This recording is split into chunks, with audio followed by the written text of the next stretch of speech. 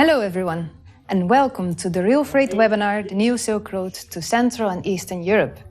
This is a webinar organized in the run-up to the RailFreight Summit in Poznan later this year, and my name is Mayuri van Leijen. I'm your host for today.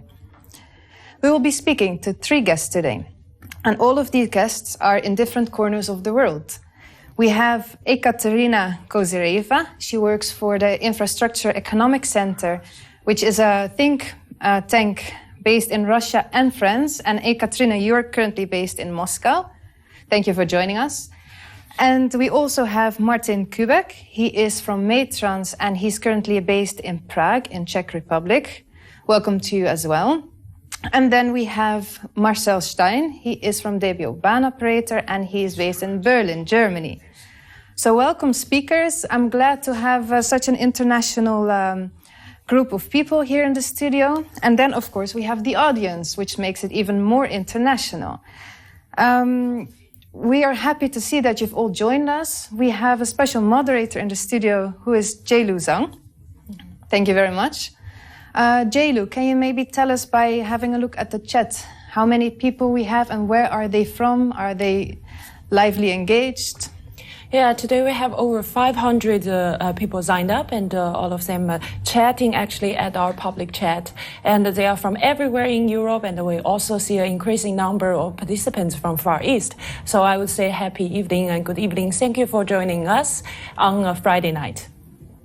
Well, Jailu will be here to talk with our audience. So if you have any questions that you would like to ask one of these speakers or you would like to make some remarks, you can put them in the chat and Jailu will be here to put these through to the speakers.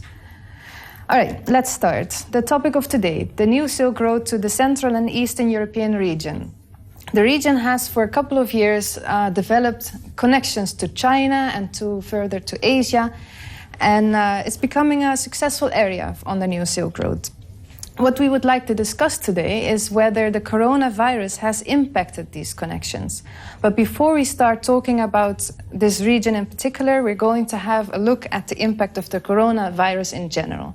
And that's why we've invited Ekaterina. Ekaterina, you've worked with UIC on a report more recently to look at the numbers for 2030.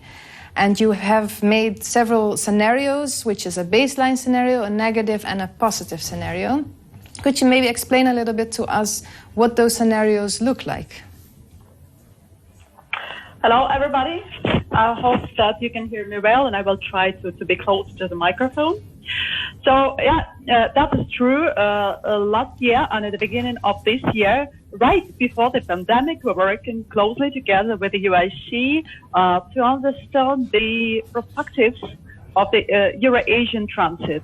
We worked with different trade scenarios and different transportation options, and we tried to model changes that might appear both from positive and negative events.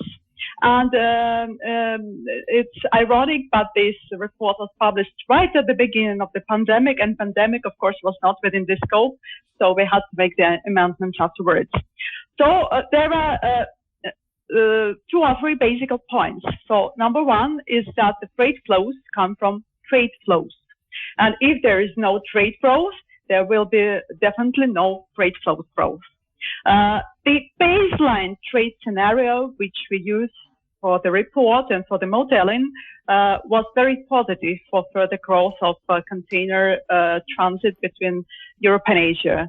But we also modeled the pessimistic scenario that we are seeing right now, and the optimistic one that maybe we are going to see in the upcoming years, but right now we're sticking to the pessimistic one. And we see that the changes in flows, we tried to estimate the up and bottom of possible rail freight transit in 2030. And we see that the difference might reach 5 times, depending first on the trade flows. And the second point, these are the actions that we are taking. And these actions, they may exist for a normal situation, but also for a crisis or pandemic situation that we see right now. And we see that the impact of the actions of the market players is higher than the impact of international trade. And even if we observe an economic crisis, the correct actions taken by the authorities as well as by market players, by business, may lead still to positive shifts and to positive dynamics of the container growth. So just to get a little bit more concrete, what are the differences in numbers between a baseline scenario and a negative scenario? Well, actually, the forecast on the pessimistic scenario was about a little bit less than 500,000 TEUs, loaded TEUs, transported from Asia to Europe and vice versa. And for the positive, the best rail case, as we called it, it was about 2 million TEUs transported in both directions. But this is only for loaded TEUs. Yes. We should also consider the empty containers. Okay. And the baseline was more or less in the middle. All right. And as you said, we are currently looking at a negative scenario. Yeah, concerning trade, first of all, because we define the scenarios by trade scenarios, the trade growth between European countries and Asian countries. We made a detailed modeling and a detailed forecast for each region and for many separate countries. So now what we see is an economic slowdown and a trade slowdown, not growth. But unfortunately, right now it's almost impossible to predict for the mid to long term, because first we have to wait to the end of the pandemic, and afterwards we will be able to make the forecast. Right now, the accuracy will not be high, because different organizations propose completely different forecasts for both for Europe and for China. True. But what are the negative scenarios apart from the pandemic and apart from the economic slowdown that people take into consideration? Well, of course, the decrease of rail subsidies in China. But by now we already see a lot of mitigating measures appearing. These are like subsidizing container traffic in other countries than China. For example, there's a positive decision for subsidies on container transportation along the Trans-Siberian Railway. That will also lead to changes in freight flows, and this will induce the rail traffic. Yeah, and those are. Frankly speaking, the situation right now with the pandemic is not so bad as it could be, because actually the pandemic helps rail traffic and helps market players to develop the business right now. This is something that we maybe could not expect before. So is the economic slowdown or the economic crisis that everybody expects yet to come and yet to impact the volumes?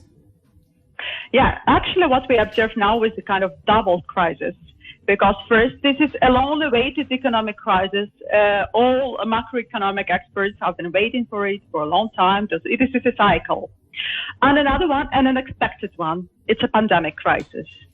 And what is different is that an economic crisis, this is usually a demand crisis, where you have changes in demand. But the pandemic crisis, this is actually a supply crisis, because supply chains are disrupted, and they are disrupted artificially, and they have to be restored as soon as possible or reconfigured.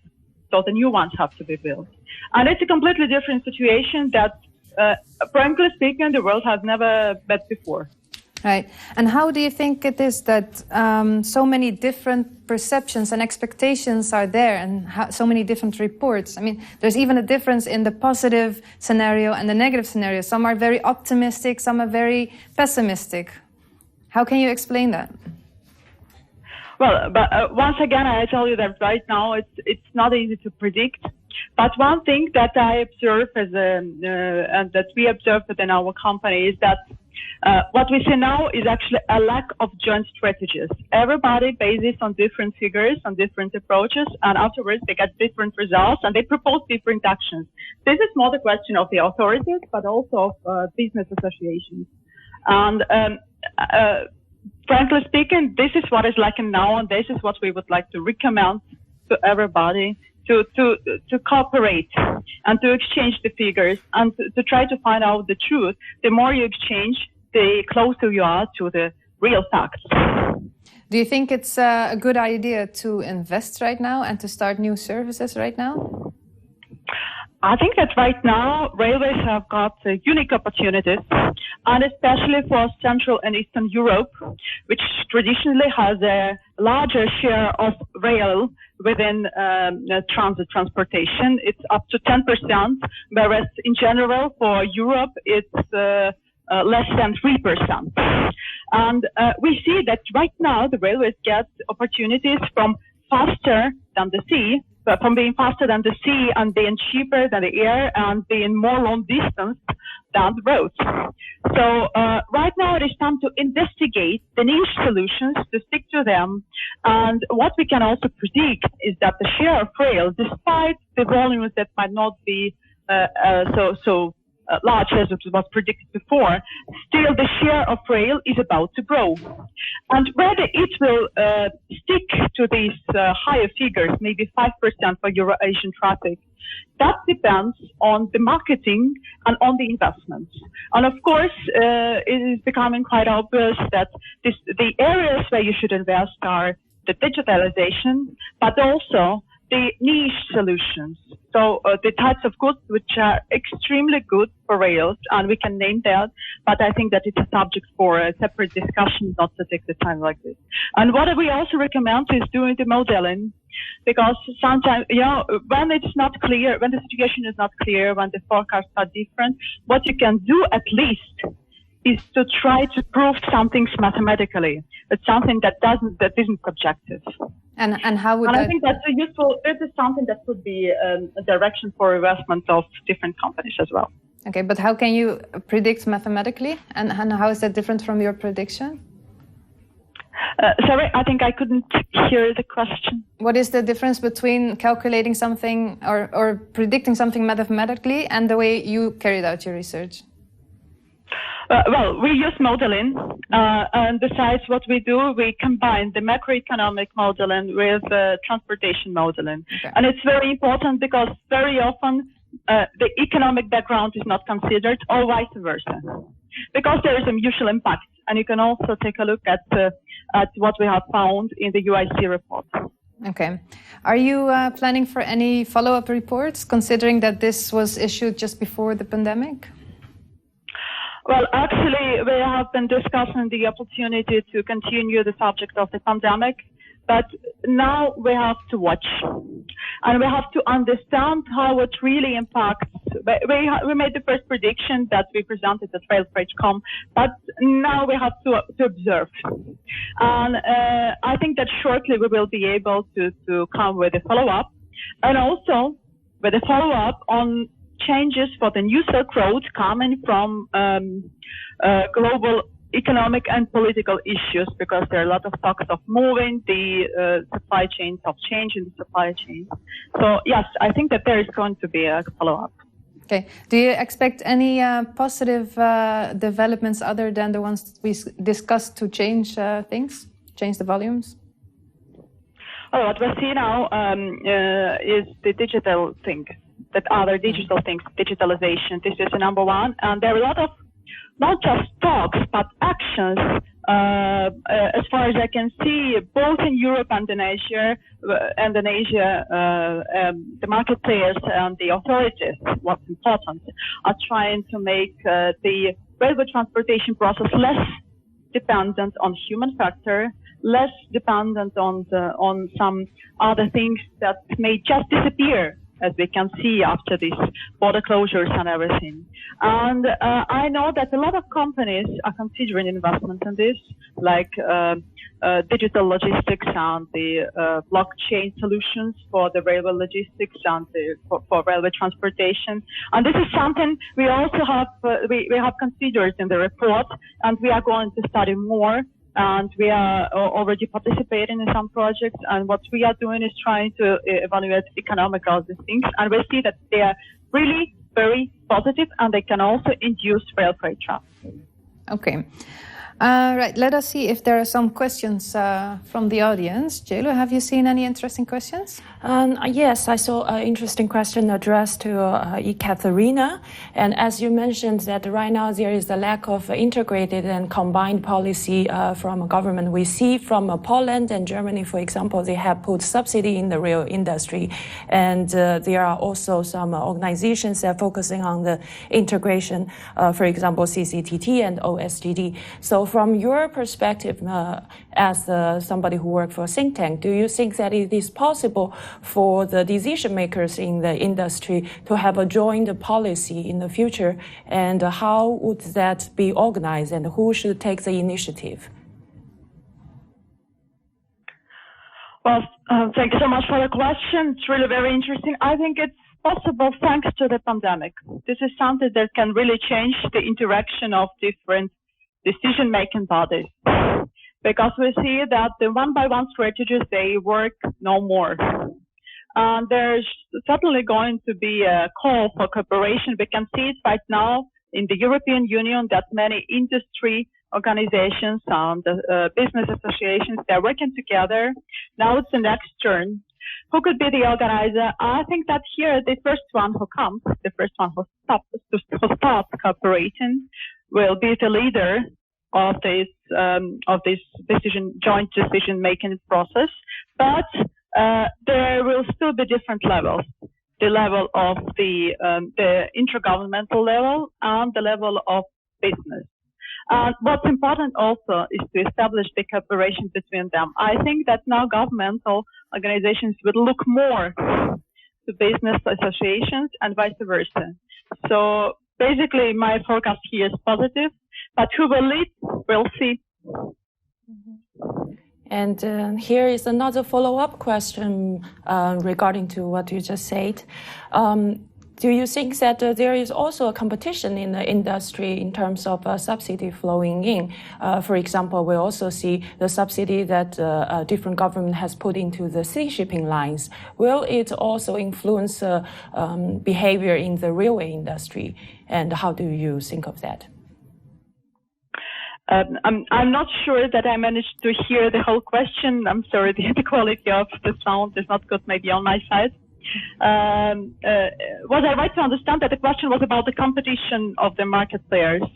The competition it's actually the influence of the market players from the government, because right now we see different countries have a different amount of subsidy that flowing into different industry. For example, in sea shipping lines, and some major companies receive it and some don't. And do you think that the different amount of subsidy flowing into sea shipping lines and will also affect the rail industry? Well, of course it will, and of course the competition will be there left as usual, but here are two things. First of all, I think that market players as well as the authorities will tend more to cooperative solutions on the one hand, but on the other hand, I've already told that it's not easy to predict right now, but the one who managed to do it in the best way, and the one who managed to find the exact market area for oneself will certainly win in this competition. I think that I will be pleased to answer this question more in a more complete way after the webinar. We can exchange, because I'm not sure that I got the idea of this question fully due to the poor sound connection. Okay. Well, then I would like to thank you very much. And of course, we are able to put you through with any people asking questions also after the webinar. So thank you very much for your contribution. Okay. So now let us have a closer look at the Central Eastern European region. And for that, we've invited Martin Kubak from Metrans. Martin, welcome, and thank you for joining us. Martin, maybe for those of us who are less familiar with the region, what are the most important nodes in the region, and which ones are already connected on the New Silk Road? Hello, everybody. Good afternoon. Thank you for the question. Actually, for us in Eastern Europe, the most important hub distribution point is currently Česká Třebová, which is in the middle of Czech Republic, and in the Metrans network has unique location. It is historically connected to the railway, and historically very strong point for the railway men and women. And as Ekaterina mentioned, that the Eastern Europe is quite strong or stronger than the Western Europe with the rail freight. It's exactly the point where the railroads are crossing each other. So it was logical that for the connection to the Silk Road, we have used Česká Třebová as a hub. And we are combining here both East and West connections.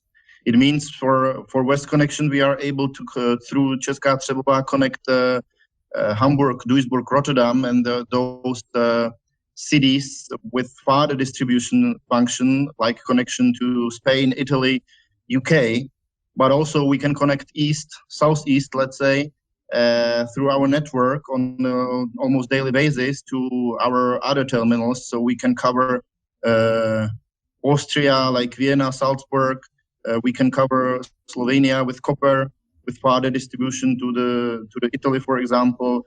Of course, our hub in Dunajská Streda and Budapest, which is for us very important, and especially I can see now in these days Budapest became very important point and hub also. So in one point we have here immediately so many countries, so many possibilities, so many, let's say, destinations available and connected on the rail track on the network, that Česká Třebová for us is currently the perfect choice and perfect place. And we can see that on the current increase. And how do you compete with the traditional Duisburg hub, for example, and places such as Hamburg? Because you said you're also connected to those places, you also deliver to those countries. But what is the added advantage of the Central Eastern European region when it comes to the New Silk Road? I can say that it's on the way. So if you have a look at the map, you are still on the way from Balaševice, Brest to the west. So if we cross Česká Třebová like a hub, you still can go farther to the west and you don't lose the time.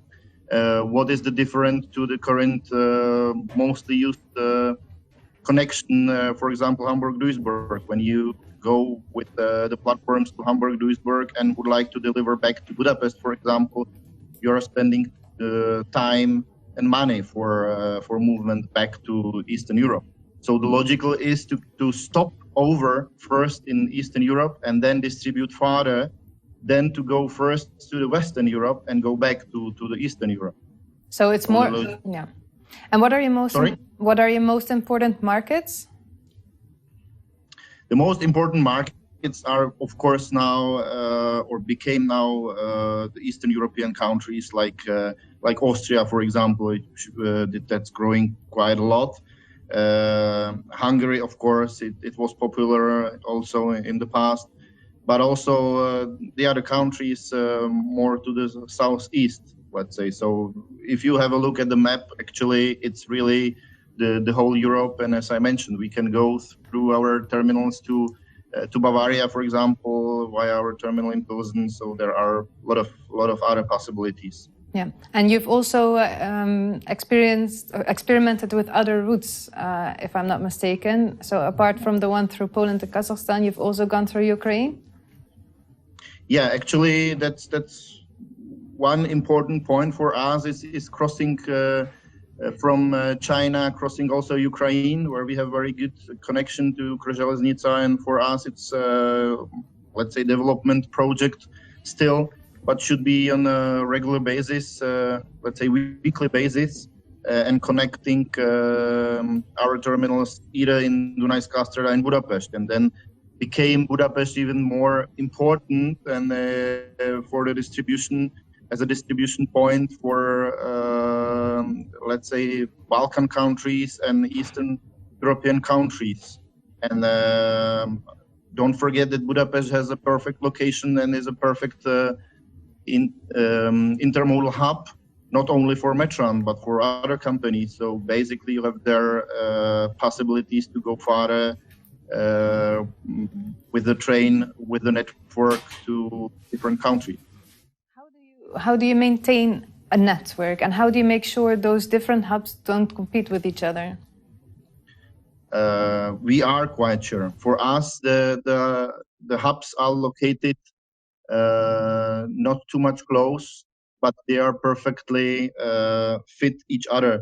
So if you have a look at the map, in Poland, in Poznań, our Gątki terminal is perfect for distribution in the western Poland, and having a hub function for other end terminal like Warsaw or Dąbrowa or Wrocław.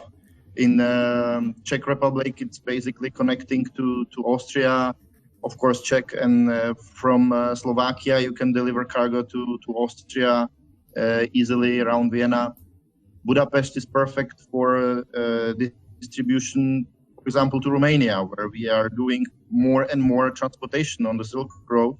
And the point is that the clients recognized that they are able to send the cargo on a regular basis, almost a daily basis, for example, to Budapest, and distribute the cargo farther to other countries. So this is very, very important that you have regularity and you have the service which takes approximately 14 days and it's stable. You already mentioned Romania. That is quite a new market, isn't it? Yeah, it's also quite a new market. Romania is a big market, it's a big country, so it's very interesting. But not only Romania, if you have a look at the countries, on the Balkan countries, for example, like Serbia and so on, and there is a really huge potential for the growth. And this is actually for us also interesting, and we are trying to develop such countries if it is possible. Yes, and you actually had a train coming in this week, I think, in Serbia.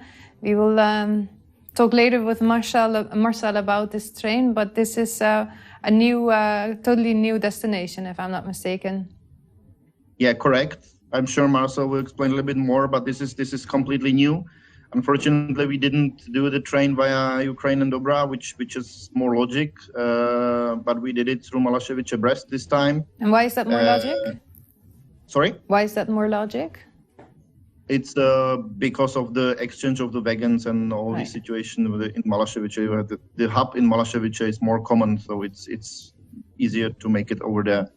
But still, we managed the train in 15 days, basically, where everybody was speaking about 18 days at the beginning to Beograd, to Serbia. And we managed that in 15 days. So I think the service proved themselves, and the client recognized and will recognize, hopefully, that it's a reliable service also. The perfect point from when you have asked for Budapest, actually, or other distribution function of the Eastern Europe, the train which is going to Serbia, it's bypassing the train station in Budapest where our terminal is located. So it is absolutely perfect for such destination. When you go through the station where you have a actually terminal, it's perfect that we can do a lot of things with distribution inside Budapest, or local distribution or farther distribution, because the train is bypassing the same station there. Yeah. Okay, we'll talk more about this interesting new service later with Marcel. I would like to offer the opportunity to our audience to ask some questions to Martin. Jay, do we already have some questions for him? Yes, we have some questions lined up for Martin. For example, from our audience, Jay, he would like to know that what about Turkey? Do you have any incoming plan to start again your connection to Turkey?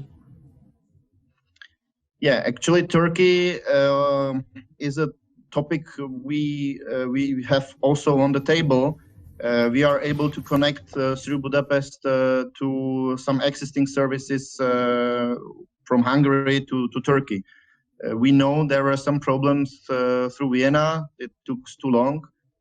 We are working now with colleagues on possibility to offer clients reliable connection via our terminal in Dunajska or Budapest farther to Turkey. So I believe that after we will finish all the details. I believe it will be very soon.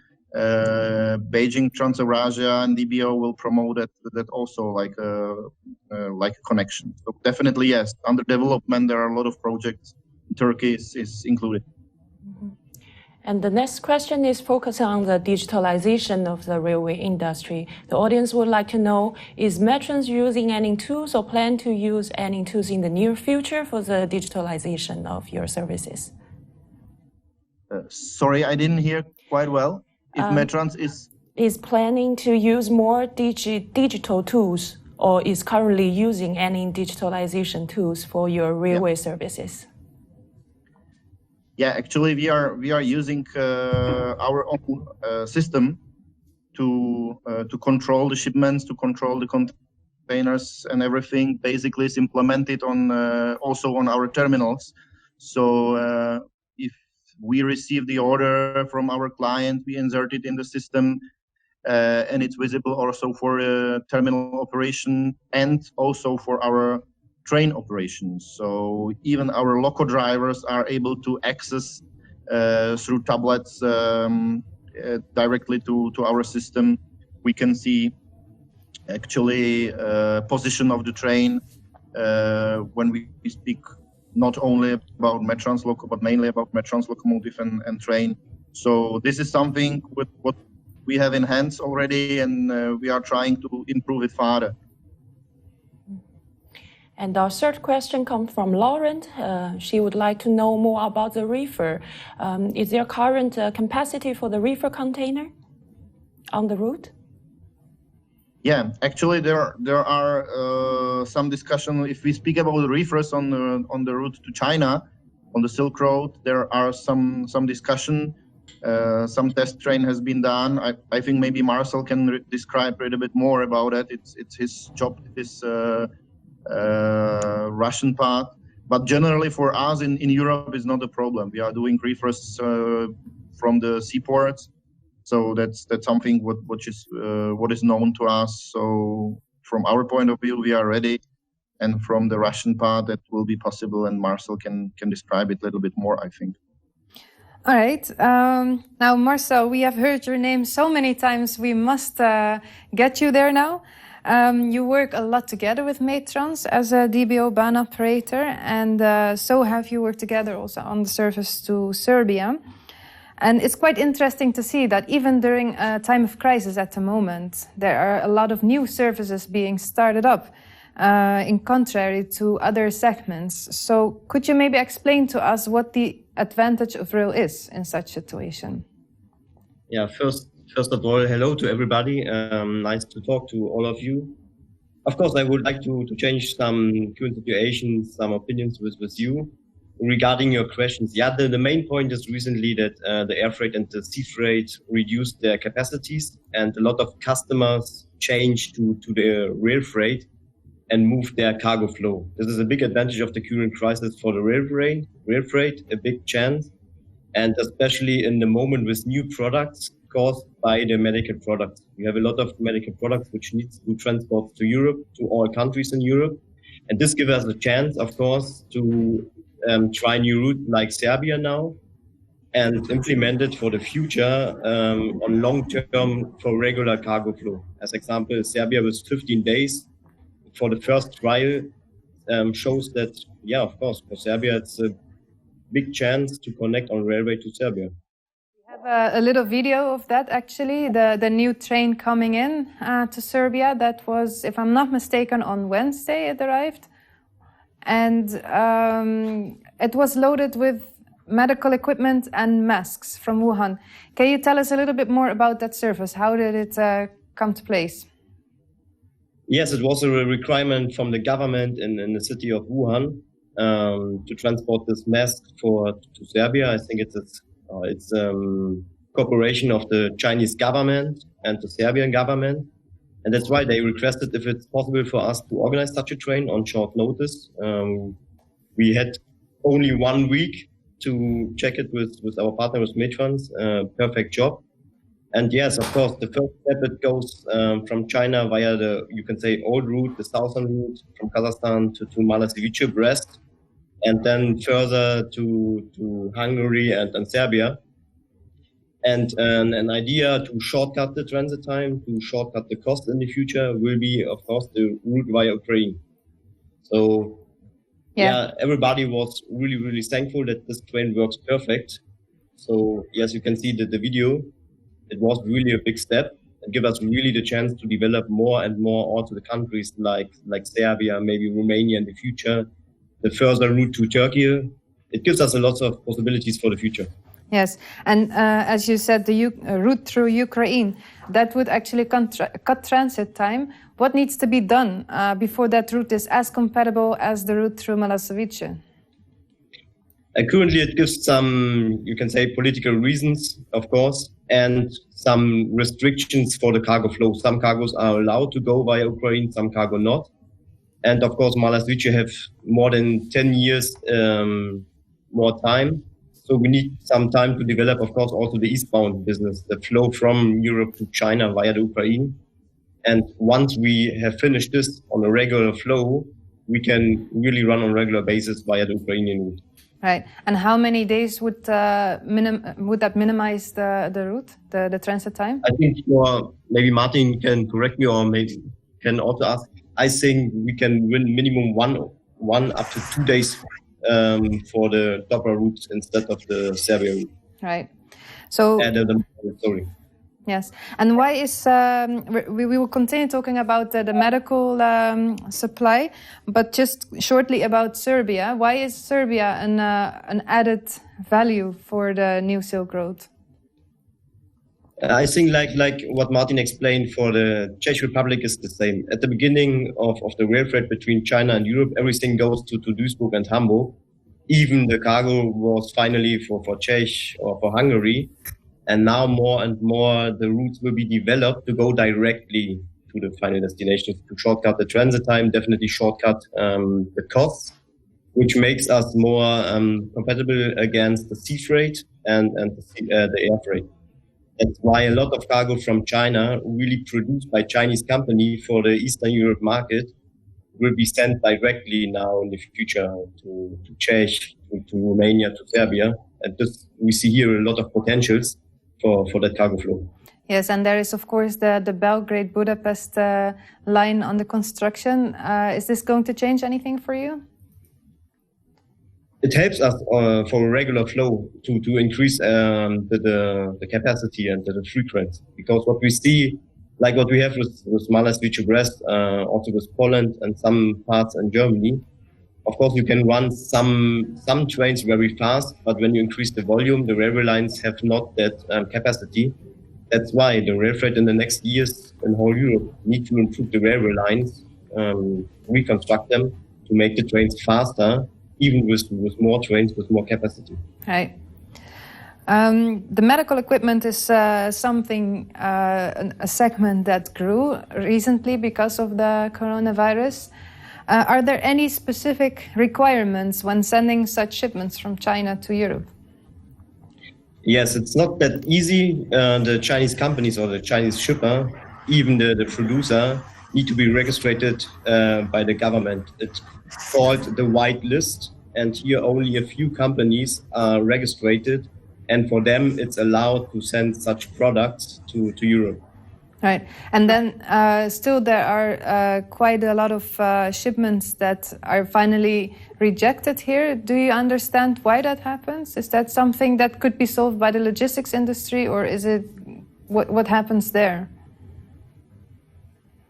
I think here we need some time, because a lot of cargo which is loaded in the container have the difference that, of course, in Germany or in Europe, we run something like 50 up to 60 kilometers per hour. But in China, you run nearly 120 kilometers per hour. Means the trains are much faster. And for that, some cargo are not really good for the railways, like liquids and special tanks, which are moving into the container, bring a lot of trouble, bring a lot of damages. So I think the loading security inside of the container need to be improved. Do that, especially in CIS countries and China, the trains are really fast. Here we need to work how we can load such cargo more efficient and with more security that some movements during the transports have no influence to that. Right. And when it comes to medical equipment, there's also Reefer containers that become an important asset. What are your plans on transporting Reefer containers? Yeah, we already started, I think, since two months. Here, I need to name our big partner for that project. It's New Silkway Logistics from Belgium and Netherlands. We started since 2 months with reefer container transportation, also with former embargo cargo from which is forbidden in transit in Russia, which is allowed now since August. So yeah, it will be more and more a regular flow. We work with UTSC, with RGD to improve also the handling, the operations with the electronic seals. But we see a lot of potentials. More and more customers trust in the railway transportation with reefer container to China, and each week the volume increased definitely. Right. So now it's up to the supplier of such 40 feet or 45 feet reefer container to make it to have more volume or more quantity of such container, that they are more liable. So yes, it will be definitely a big chance also for the upcoming months and years. Do you see any other relevant changes in type of commodity, type of products that are transported at the moment? Yes, what we see especially in the last weeks, is that the cargo flow is a little bit changed. In the past, it was cargo produced by European companies in China and transported back to the European market for selling. But now we see more and more that also Chinese companies produce their cargo in China and send them to Europe for the European market.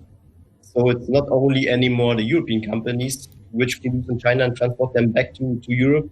It's really also a lot of cargo which comes now from Chinese companies. We have here really like Huawei, like Xiaomi, or some new car manufacturers which bring their cargo to Europe. Right. Ekaterina said that there are especially a lot of prospects in this region, in the Central European region, a lot of opportunities thanks to the corona crisis and the pandemic. Do you see those opportunities? Do you share those thoughts? Yes, definitely, of course. One of the biggest advantages of the Central Eastern region is that for us, that they are quite far away from the harbors. Maybe you have copper, but normally you need to, especially Czech is such an example, you need to go mostly to Hamburg or to Rotterdam, but the trains to China directly start from Czech Republic without big additional cost for the pre- and on-carriage service to the harbors. So especially for this region, the railway is already quite competitive against the sea freight. So that's why with the developments in the infrastructure also, we see here a big potential for that region. In addition, there's a lot of Chinese companies who produce their cargo for that region. Right. And Martin, if you're still there, I would like to ask you the same questions. Do you see any specific chances that came up thanks to the coronavirus for the region? Yes, definitely yes. We are actually working on a lot of new possibilities, new connections, and we are stably looking for a new developments, not only on the Silk Road, but generally as a Metrans group. So last year we opened Žilina in Slovakia, Berlin terminal we opened connection. So we are doing investigations in the new connections, not only in connection to the Silk Road, but generally in the network. And we are really happy that we have good partners like DBO and Beijing Transasia, that we can prove this also and connect this also to the Silk Road. So that's very positive, and especially now we can see a big increase. We have put our assets into this project, so there are more our own locomotives in this project. There are more our wagons in this project. So we are growing almost every day, and this is thanks to the clients, which believes that this product might work.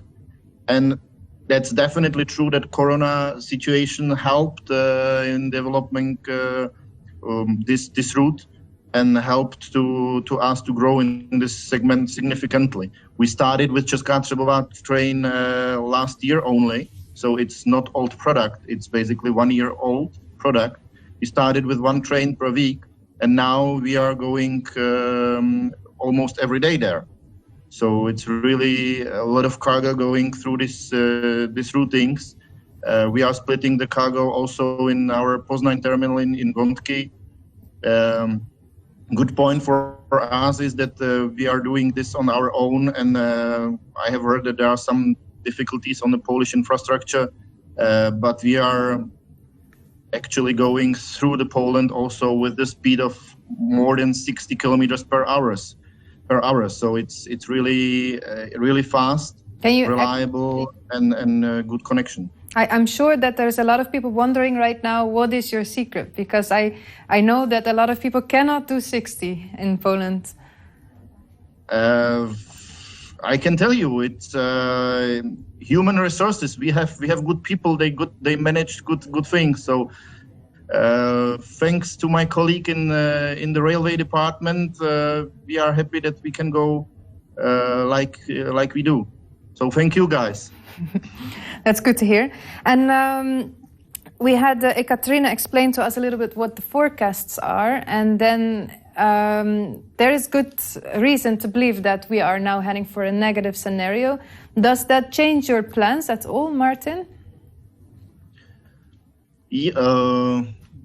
Actually, we believe still in a growth on the new Silk Road. So definitely the one point was the sea cargo, which is decreasing, and on the other side we see increase in the rail freight from the new Silk Road. So we have changed a little bit. We have invested a little bit in this routing, and this is what it brought. And for the future, I still believe this will be a relatively stable product, because I think for a lot of clients, when they recognize that it is working, they will not switch back to air freight or to the sea freight.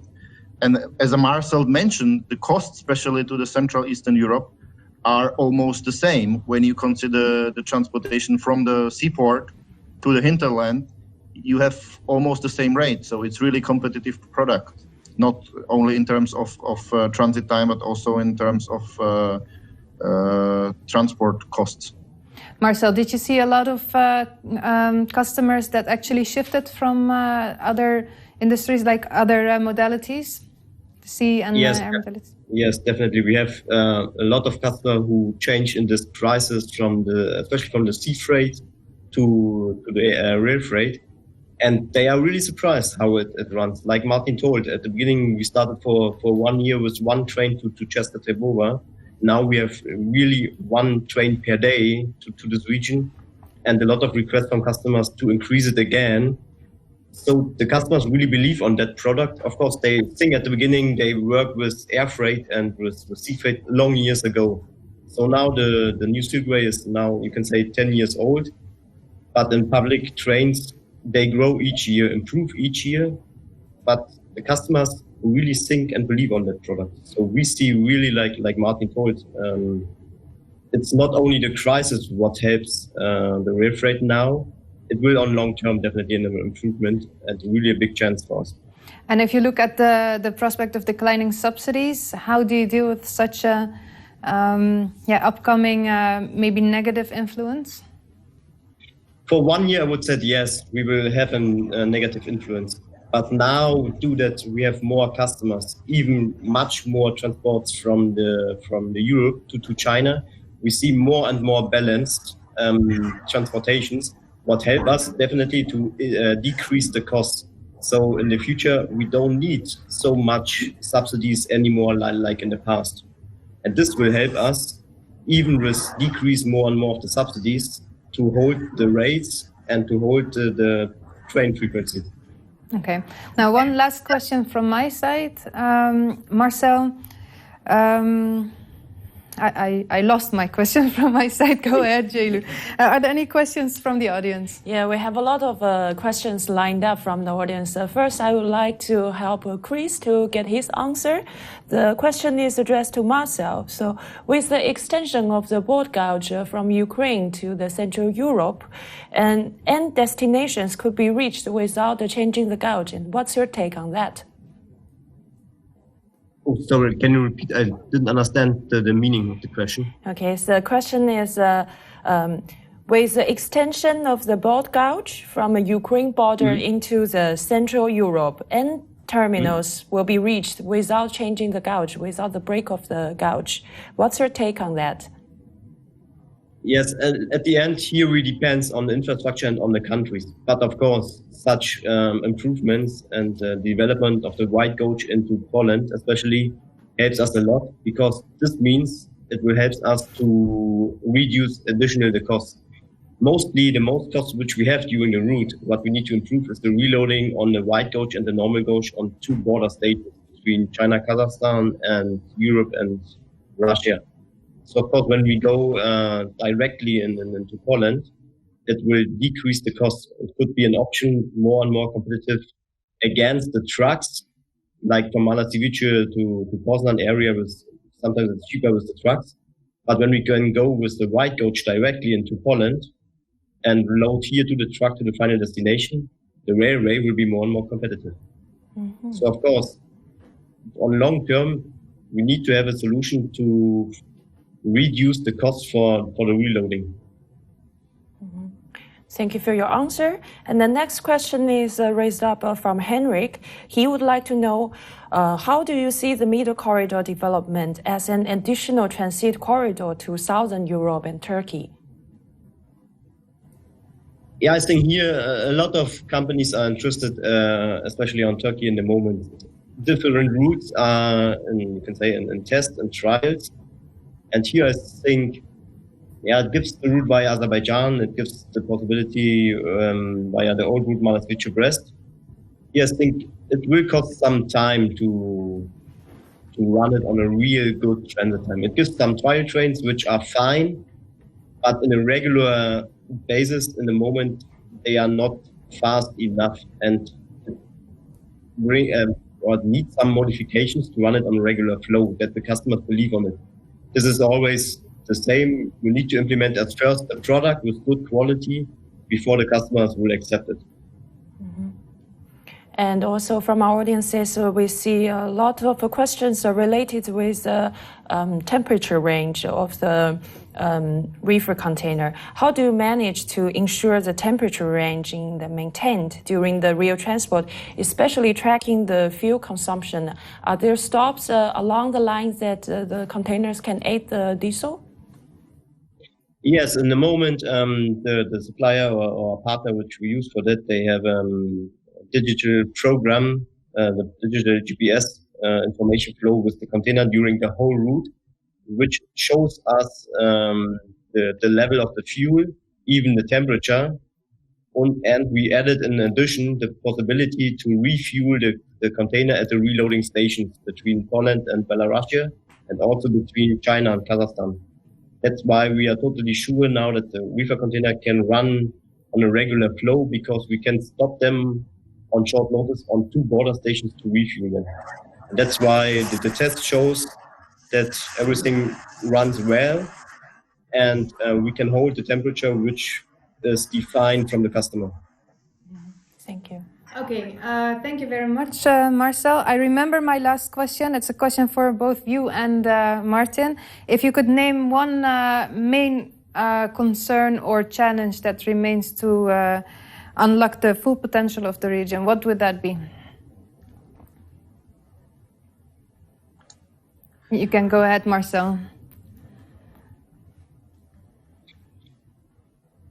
For that region.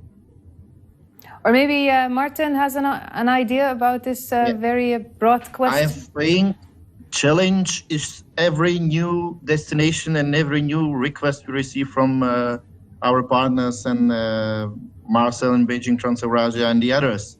So actually, when we have to implement a new route, of course, we have to learn how to do that.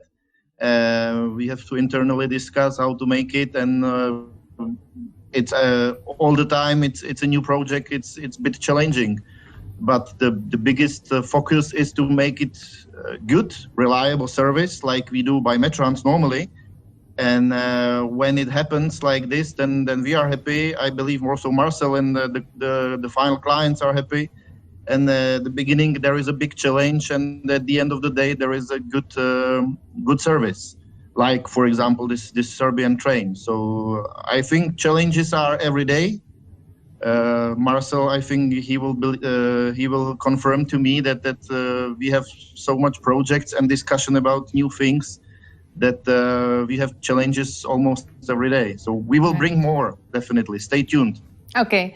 Well, thank you very much, all of you, for your participation. Thank you, Ekaterina, thank you, Martin, and thank you, Marcel.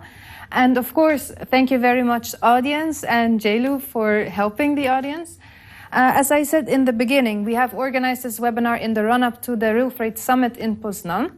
This is taking place on the 1st, 2nd, and 3rd of September.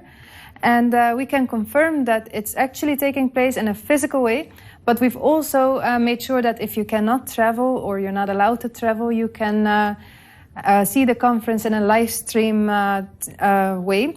And for that, you just have to see the opportunities on our website. So there's 2 ways to attend this conference. So we all hope to see you there, of course, and this topic will be discussed there. And we also hope to see you in our next webinar. Thank you very much.